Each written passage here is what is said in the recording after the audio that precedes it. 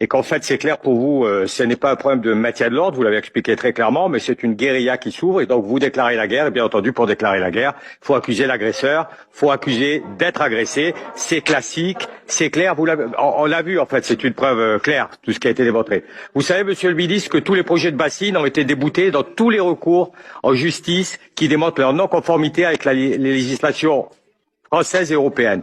Vous savez, monsieur le ministre, que vous avez modifié votre doctrine du maintien de l'ordre depuis le 16 mars. Les chiffres le prouvent, c'est pas que les manifestants qui ont changé, c'est vos doctrines qui ont été modifiées depuis le 16 mars. Vous savez, monsieur le ministre, que ce qui s'est passé lors des récentes manifestations, à Sainte-Soline en particulier, ne relève pas uniquement de bavures d'un tel ou un tel, il y a des enquêtes en cours, mais de l'application d'instructions et de consignes qui ont été données avec de nouvelles doctrines de maintien de l'ordre par votre ministère.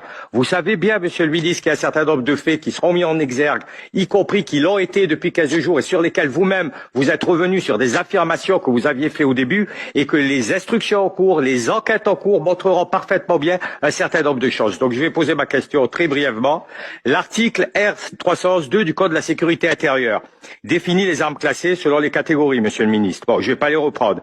Au 4e et 5e paragraphe, on retrouve les lance-grenades de tout calibre, les lance-projectiles, les systèmes de projection spécifiquement destinés à l'usage militaire ou au maintien de l'ordre, ainsi que leurs munitions. Ce type de matériel a-t-il été utilisé à Sainte-Soline, monsieur le ministre?